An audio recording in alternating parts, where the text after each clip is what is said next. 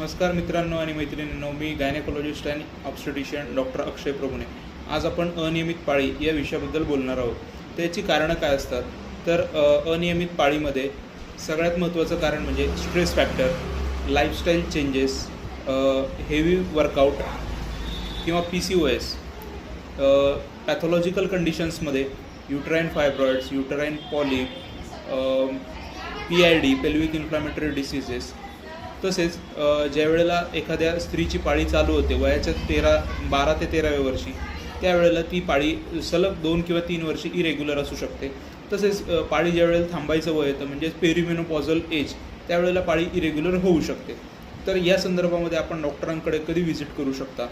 तर ज्या वेळेला आपली पाळी 21 दिवसापेक्षा कमी आणि 35 दिवसापेक्षा जास्ती असेल किंवा आपल्याला सतत पुढे 7 दिवसापेक्षा किंवा त्यापेक्षा जास्ती ब्लिडिंग होत असेल किंवा आपल्या पोटामध्ये जास्ती प्रमाणामध्ये दुखतं आहे, तर या कंडिशनमध्ये आपण गायनेकोलॉजिस्टला भेटू शकता. तर यापैकी आपल्याला काही त्रास होत असेल तर प्रभुणे वुमन्स अँड जनरल क्लिनिकला आपण येऊन भेटू शकता. धन्यवाद.